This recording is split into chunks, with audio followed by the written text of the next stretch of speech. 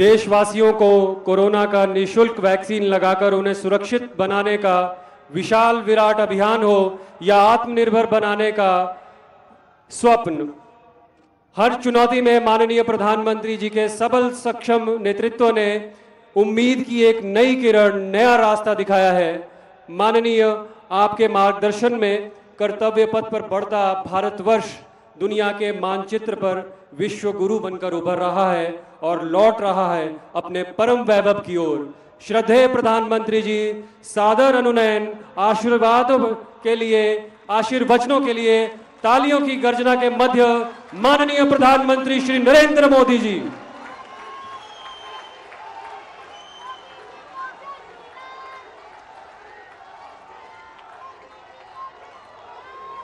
भारत माता की, भारत माता की, भारत माता की।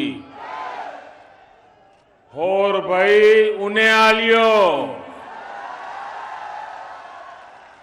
कैमे हाल चाल तोड़ा ठीक ठाक हो? मां चिंतपूर्णी ते गुरु नानक देव जी दे वंशज आदि इस धरती नु मेरा प्रणाम। साथियों, गुरु नानक जी को स्मरण करते हुए, गुरुओं का स्मरण करते हुए,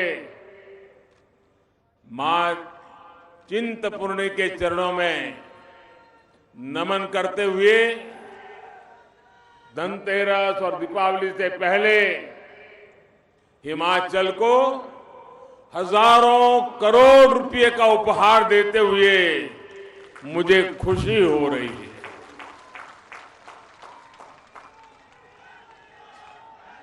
आज ऊना में, हिमाचल में दिवाली सिमाई से भी पहले आ गई।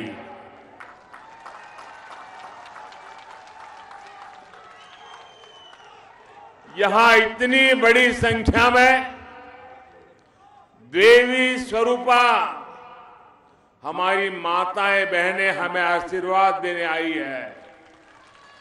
आप सभी का ये आशीर्वाद हम सबके लिए एक बहुत बड़ी अमानत है, बहुत बड़ी ताकत है। भाइयों बहनों, मैंने इतना यहां लंबा समय बिताया है कि जब भी ऊना आता हूं, पिछली यादें आंखों के सामने आ ही जाती है। ये मेरा सौभाग्य रहा। कई बार देवी मां चिंतपूर्णी देवी के सामने माथा टेकना और आशीर्वाद प्राप्त करने का सौभाग्य मिला है। यहां के गन्ने और गंडियाली का स्वाद ये कौन भूल सकता है। साथियों, हिमाचल में रहते हुए मैं हमेशा सोचता था कि इस देवभूमि को प्रकृति ने इतना सुंदर वरदान दिया, इतना सुंदर वरदान दिया है। नदियां, झरने, उपजाऊ जमीन, खेत, पहाड़, पर्यटन की यहां इतनी ताकत है। लेकिन कुछ चुनौतियों को देखकर उस जमाने में मुझे बहुत अफसोस हुआ करता था, मन अफसोस से भर जाता था। मैं सोचता था कि हिमालय की, इस हिमाचल धरती की जिस दिन कनेक्टिविटी बढ़ जाएगी, हिमाचल में जिस दिन उद्योगों का लगना बढ़ जाएगा, जिस दिन हिमाचल के बच्चों को पढ़ने के लिए अपने माँ बाप, गांव, यार दोस्त छोड़ करके बाहर नहीं जाना पड़ेगा, उस दिन हिमाचल का कायाकल्प हो जाएगा। और आज देखिए, आज मैं यहां आया हूं तो कनेक्टिविटी से जुड़ा भी आयोजन है, शिक्षा संस्थान का काम और औद्योगिकरण के लिए भी बहुत बड़ी सेवा भाव से सौगात लेकर आया हूं। आज यहां यूना में देश के दूसरे बल्क ड्रग पार्क पर काम शुरू हुआ है।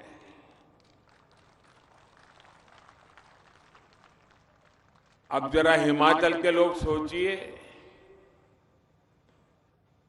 कठिनाइयों से भरा हिमाचल, प्राकृतिक विविधताओं से भरा हिमाचल, और हिंदुस्तान में 3 बल्क ड्रग पार्क बनते हो और उसमें एक हिमाचल के नसीब आ जाए, इससे बड़ी कोई भेंट सौगात हो सकती है दोस्तों?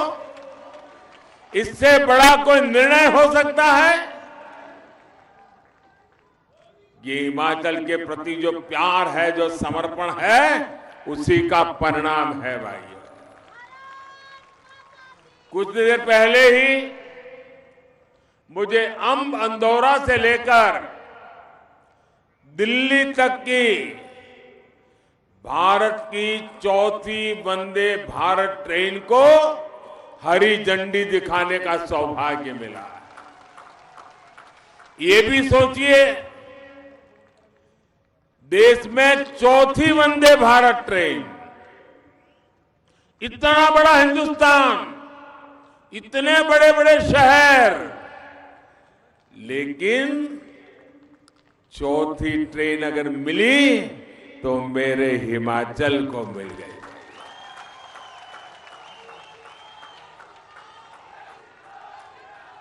और मैं जानता हूं साथियों, आज अगर कई परिवार आपको मिलेंगे, हिंदुस्तान के हर कोने में मिलेंगे, जिनका मन करेगा एयरपोर्ट जाके हवाई जहाज देखे। बैठने का विचार तो बाद में। वैसे हिमाचल में पहाड़ों में रहने वाले लोगों के लिए अगर आप पूछोगे तो 2-2, 3-3, 4-4 पीढ़ियां जीवित जो होंगे, उन्होंने न कभी ट्रेन देखी होगी, न कभी ट्रेन के अंदर सवारी की होगी। आजादी के 75 साल के बाद भी ऐसी स्थितियां रही हैं। आज हिमाचल में सिर्फ ट्रेन नहीं, हिंदुस्तान की सबसे आधुनिक ट्रेन आके खड़ी हो गई भाई, और यहां से चल पड़ी। आज ही हिमाचल की अपनी IIIT की संस्था स्थायी बिल्डिंग, इसका भी लोकार्पण हुआ है। प्रोजेक्ट इस बात की झांकी है कि डबल इंजन की सरकार हिमाचल को किस बुलंदी पर देखना चाहती है। ये प्रोजेक्ट विशेष रूप से हिमाचल की नई पीढ़ी, युवा पीढ़ी के सपनों को नए पंख देने वाले हैं। ऊना को, हिमाचल प्रदेश को इन प्रोजेक्ट्स के लिए आपको लाख लाख बधाइयां। साथियों, हम सभी जानते हैं, जरूरतों और आशा आकांक्षाओं में फर्क होता है। हिमाचल में पहले जो सरकारें रही और दिल्ली में भी जो लोग बैठे थे, वो आप लोगों की जरूरतों को पूरा करने में उदासीन रहे, और आपकी आशा आकांक्षाओं तो वो कभी समझ ही नहीं पाए, उन्होंने कभी उसकी परवाह ही नहीं की। इसका बहुत बड़ा नुकसान ये मेरे हिमाचल ने उठाया है, यहां की युवा पीढ़ी ने उठाया है, यहां की माताओं बहनों ने उठाया है। लेकिन अब समय बदल गया है। हमारी सरकार न सिर्फ लोगों की जरूरतें पूरी कर रही है, लेकिन जनता जनार्दन की आशाएं, अपेक्षाएं, उसे पूरा करने के लिए पूरी शक्ति से काम में जुट गई है। इसके लिए मुझे याद है हिमाचल का हाल क्या था। कहीं विकास का नाम नजर नहीं आता था। जैसा जब मैं यहां रहता था, चारों तरफ विश्वास की खाई, निराशा के पहाड़, आगे जा पाएंगे नहीं जाएंगे, विकास के अपेक्षाओं के बीच में बहुत बड़ी खाई, एक प्रकार से गड्ढे ही गड्ढे। उन्होंने कभी ये विकास की आवश्यकताओं के गड्ढे भरने के लिए सोचा नहीं, छोड़ दिया गया था। हमने उसको तो भरा, लेकिन अब मजबूती से नई इमारतें हिमाचल में हम बना रहे हैं।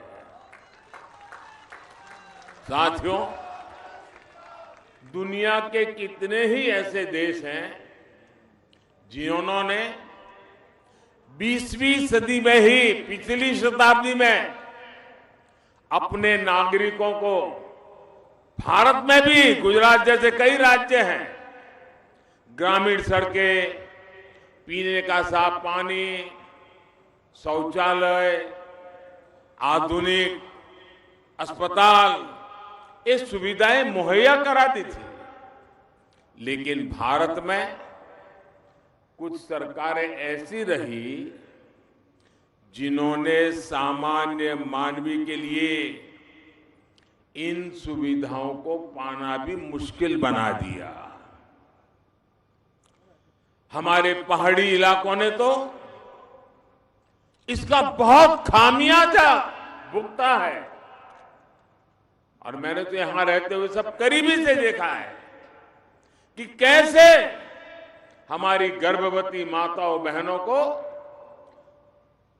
रोड के अभाव में, सड़क के अभाव में अस्पताल जाने तक में कितनी दिक्कत होती थी। कितने ही हमारे बुजुर्ग अस्पताल पहुंचने के पहले ही दम तोड़ देते थे। भाइयों बहनों, पहाड़ के रहने वाले लोग जानते हैं कि रेल कनेक्टिविटी ना होने का, उसका ना होने का, उस वजह से वो एक प्रकार से दुनिया से कट जाते हैं। जिस क्षेत्र में अनेकों झरने हो, नदियां बहती हो, वहां पीने के पानी के लिए तरसना पड़ता हो, वहां पर नल से जल आना कितनी बड़ी चुनौती रहा है, इसका अंदाजा बाहर के लोगों को कभी नहीं हो सकता है।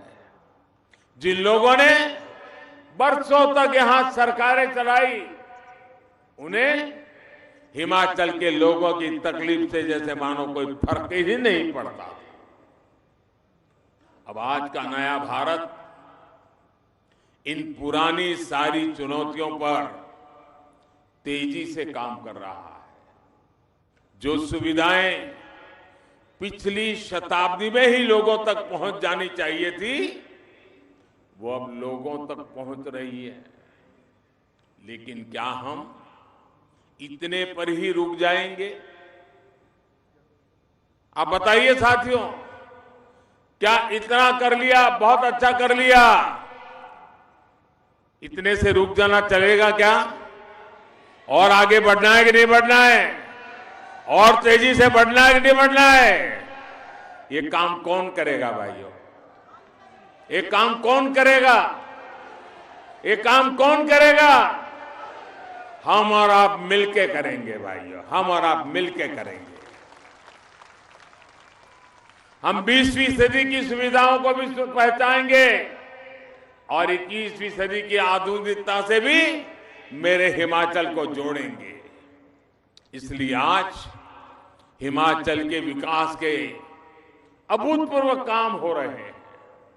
आज एक तरफ जहां हिमाचल में 2 गुनी गति से ग्रामीण सड़कें बनाई जा रही हैं, तो वहीं तेजी से ग्राम पंचायतों तक ब्रॉडबैंड कनेक्टिविटी भी पहुंचाई जा रही है।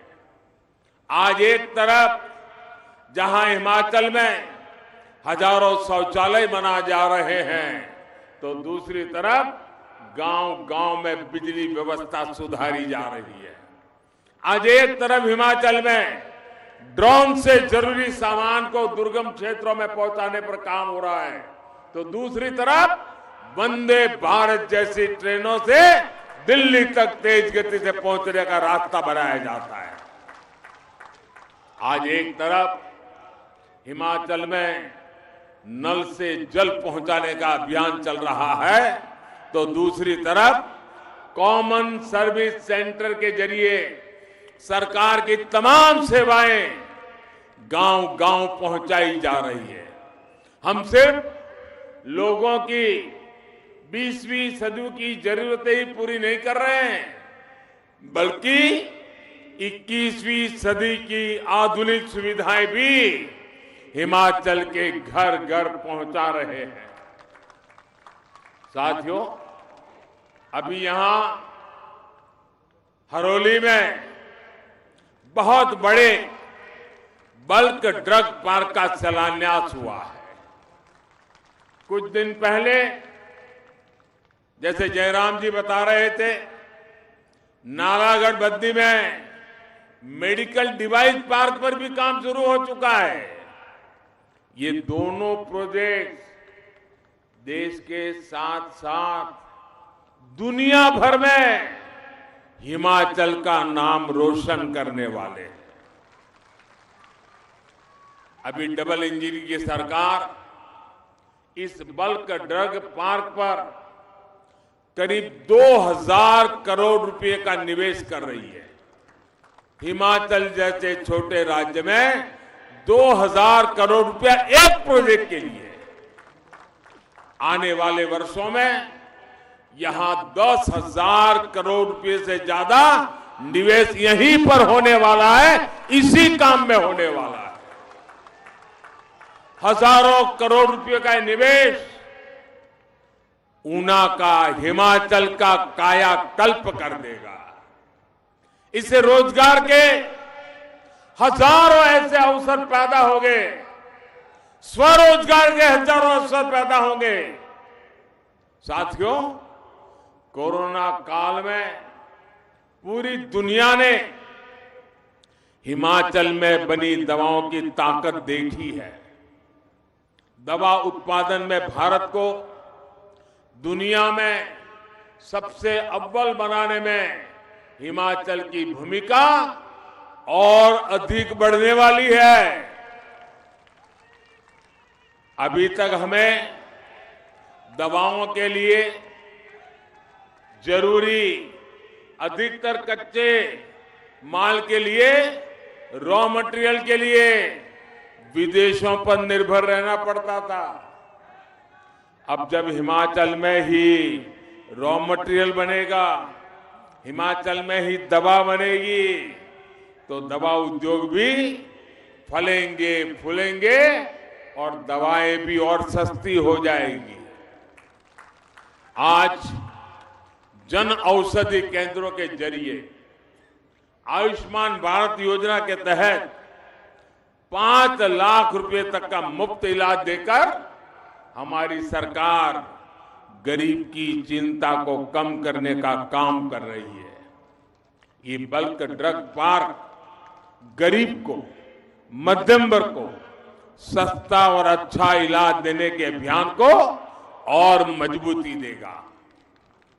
साथियों, हिमाचल के आप सभी लोग गवाह हैं कि खेती हो या उद्योग, जब तक अच्छी कनेक्टिविटी नहीं होती तब तक विकास की रफ्तार तेज नहीं हो पाती। पहले की सरकारें कैसे काम करती थी, उसका एक उदाहरण हमारा Nangal dam Talwari rail line का है। इस रेल लाइन को 40 साल पहले, आप सोचिए, 40 साल पहले एक छोटी सी रेल लाइन को दिल्ली में बैठी हुई सरकार ने मोहर लगा दी, फाइल बना दी, सिग्नेचर कर लिए, और सामने चुनाव आते थे तो लोगों के आंखों पर धूल झोंक करके वोट भी बटोर लिए। 40 साल से ज्यादा समय हो गया, जमीन पर एक रत्ती पर काम नहीं हुआ। लेकिन इतने वर्षों बाद अधूरा ही अधूरा, छूट-फूट कुछ नजर आने लगा। केंद्र में हमारी सरकार बनने के बाद अब इस रेल लाइन का काम तेजी से चल रहा है। सोचिए, अगर ये काम पहले हो गया होता तो ऊना के लोगों को भी कितना लाभ होता। साथियों, हिमाचल में रेल सेवा के विस्तार और उसको आधुनिक बनाने के लिए डबल इंजन सरकार लगातार काम कर रही है। आज हिमाचल में 3 नई रेल परियोजनाओं पर काम चल रहा है। आज जब देश को made in India Vande Bharat ट्रेनों से जोड़ा जा रहा है, तब भी हिमाचल देश के अग्रणी राज्यों में है।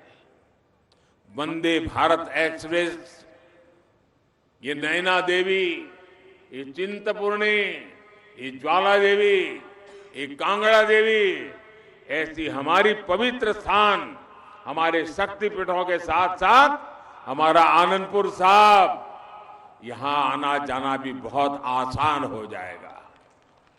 ऊना जैसे पवित्र शहर में जहां गुरु नानक देव जी के वंशज रहते हो, उसके लिए ये दोहरी सौगात है। करतारपुर कॉरिडोर के माध्यम से हमारी सरकार ने जो सेवा कार्य किया है, उसे ये वंदे भारत ट्रेन और आगे बढ़ाएगी। मां वैष्णो देवी के दर्शन के लिए पहले ही वंदे भारत एक्सप्रेस की सुविधा थी, अब यहां शक्तिपीठ की इस आधुनिक सेवा से जुड़ रहे हैं। वंदे भारत एक्सप्रेस से दूसरे शहरों में काम करने वाले साथियों को भी लाभ होगा। साथियों, हिमाचल के युवाओं का हमेशा से सपना रहा है कि उन्हें पढ़ने के लिए उच्च शिक्षा संस्थान हिमाचल में ही मिले। आपकी इस आकांक्षा का भी पहले से ही तरह ध्यान दिया गया है। हम पहले की तरह जो रिवाज रहे बदल रहे हैं। अटकना, लटकना, भटकना, भूल जाना, ये हमारा रास्ता नहीं है। हम निर्णय करते हैं, संकल्प करते हैं, पूर्ति करते हैं और परिणाम भी ला करके दिखाते हैं। आखिर क्या वजह थी कि हिमाचल के युवा लंबे समय तक उच्च शिक्षा के प्रतिष्ठित संस्थानों से वंचित रखे गए?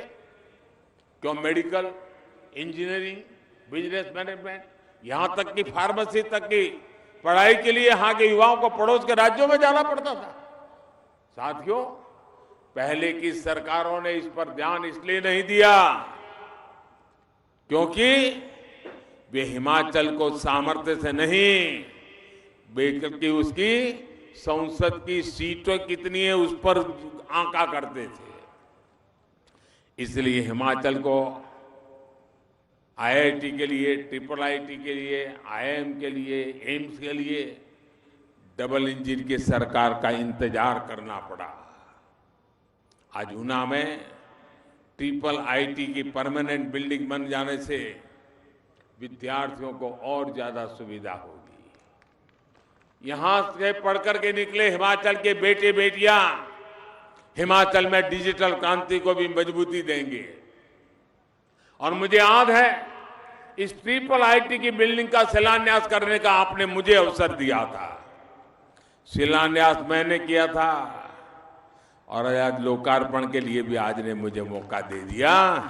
यही तो कायाकल्प है। शिलान्यास भी हम करते हैं, लोकार्पण भी हम कर रहे हैं भाई।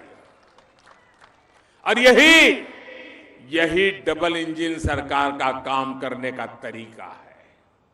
हमारी सरकार जो संकल्प लेती है उसे पूरा भी करके दिखाती है। मैं ट्रिपल आईटी के निर्माण से जुड़े सभी साथियों को भी बधाई दूंगा कि उन्होंने कोविड की रुकावटों के बावजूद भी तेज गति से इस काम को पूर्ण कर दिया।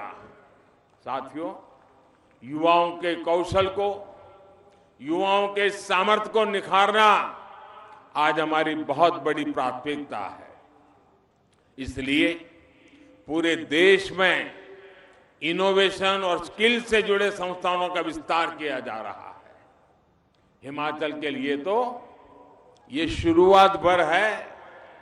हिमाचल के युवाओं ने फौज में रहते हुए देश की सुरक्षा में नए आयाम बनाए हैं। अब अलग अलग तरह की स्किल उन्हें फौज में भी और ज्यादा ऊंचे पदों पर ले जाने में मदद करेगी। विकसित हिमाचल के लिए डबल इंजन की सरकार निरंतर आपके साथ है। साथियों, जब सपने बड़े होते हैं, संकल्प विराट होते हैं, तो प्रयास भी उतने ही बड़े किए जाते हैं। आज डबल इंजन की सरकार में हर तरफ यही प्रयास नजर आता है। इसलिए मैं जानता हूं कि हिमाचल के लोगों ने भी पुराना रिवाज बदलने की ठान ली है। ठान लिया है ना? ठान लिया है ना?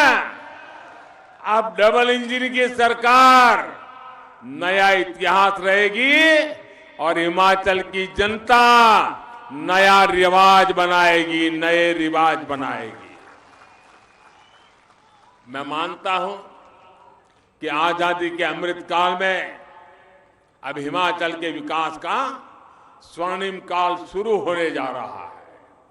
ये स्वर्णिम काल हिमाचल को विकास की ऊंचाई पर ले जाएगा, जिसके लिए आप सब लोगों ने दशकों तक इंतजार किया है। मैं एक बार फिर इन सभी प्रोजेक्ट्स के लिए आपको बहुत बहुत बधाई देता हूं। आप सबके लिए मंगल कामनाएं करता हूं और आने वाले अत्यंत महत्वपूर्ण सभी त्योहारों के लिए भी आप सबको हृदय से बहुत बहुत शुभकामनाएं देता हूं। भारत माता की, भारत माता की, भारत माता की। धन्यवाद।